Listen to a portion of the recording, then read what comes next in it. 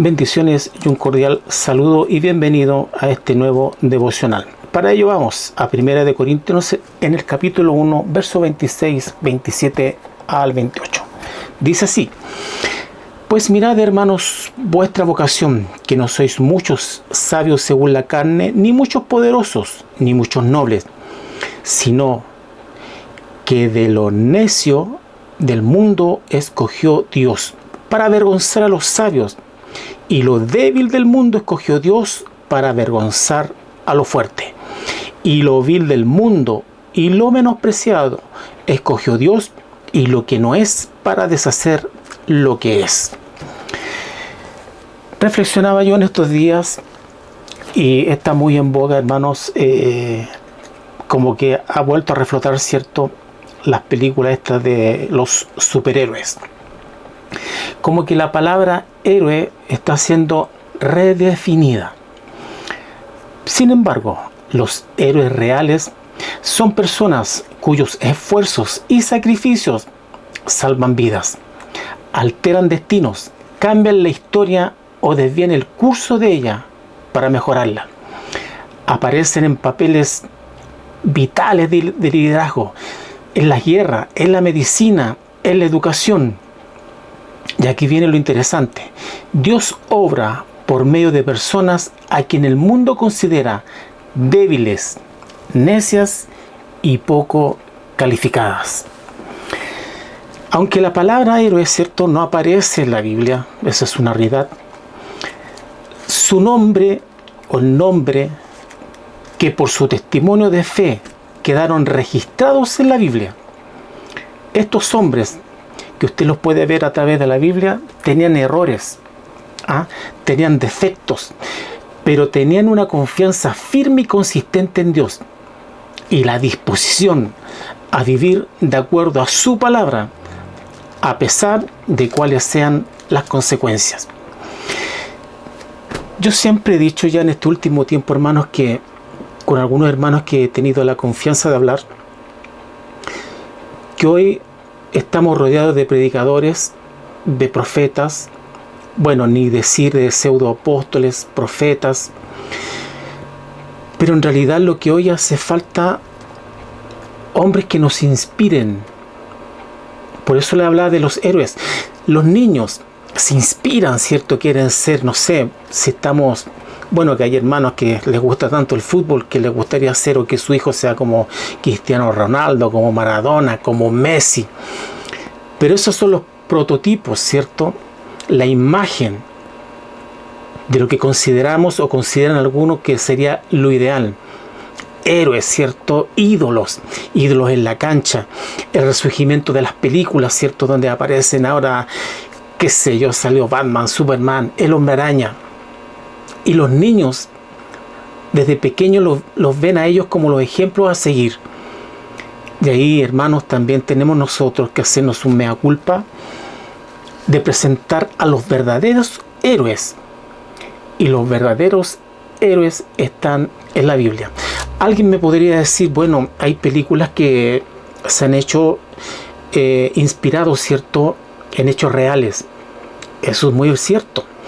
Y por eso ellos quedan registrados en la historia. Porque, como les decía anteriormente, son hombres que aparecieron en momentos vitales, ya sea en una guerra. Los descubrió de los antibióticos.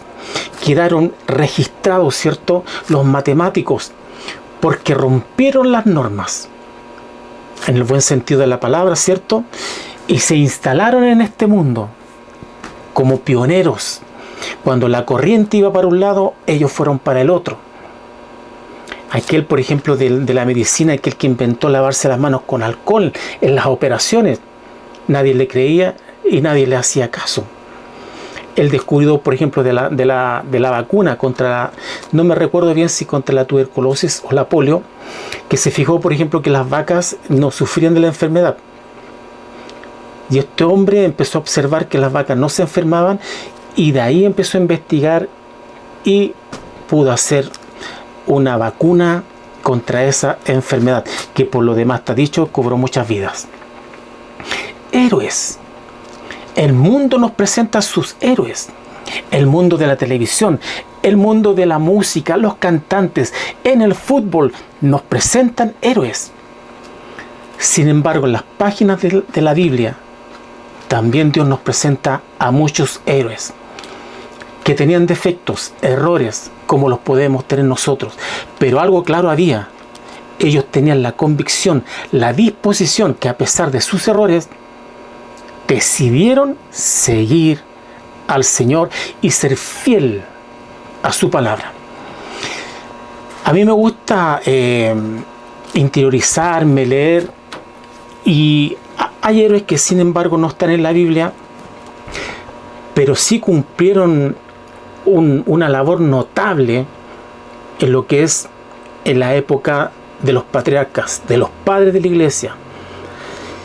Entre ellos hay un hombre que se llama Atanasio. En el siglo IV surgió un hombre conocido por su negativa a hacer concesiones frente al arrianismo. Atanasio, ministro en Alejandría, Egipto, estaba en juego nada menos que el entendimiento de la deidad de Cristo. Este hombre arrio enseñaba que Jesús era un ser creado, que era inferior y no igual al Padre, negando la deidad de Cristo.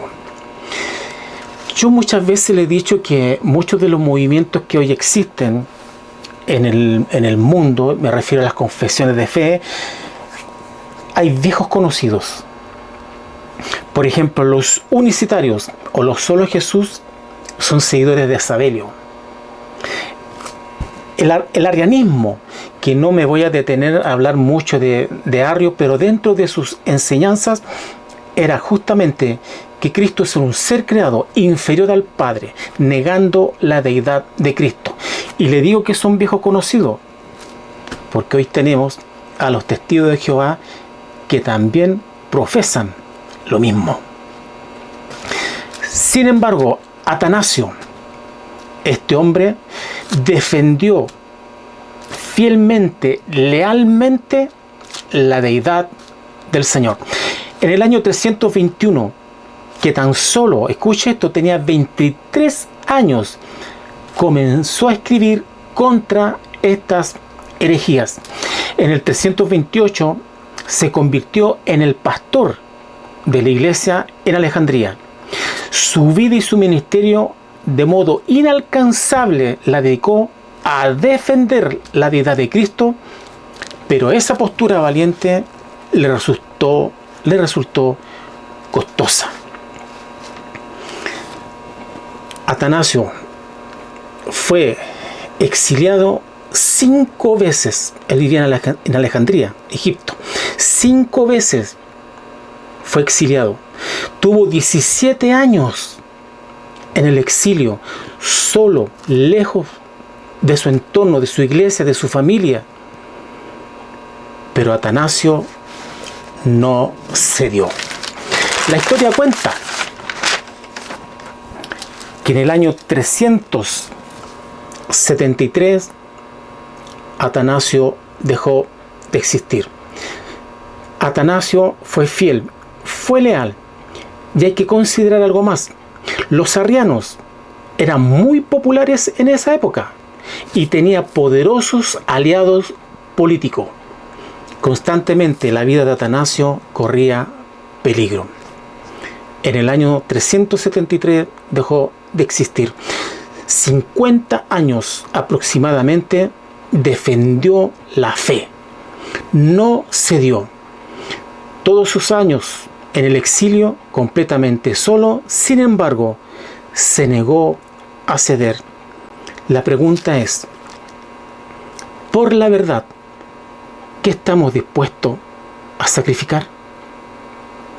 Le digo esto porque muchos conocen la verdad, saben la verdad, pero por temor a perder su posición, su cargo, su ministerio, cuando ve ejemplos, doctrinas, enseñanzas que son contrarias a la Biblia, que son heréticas, guardan silencio.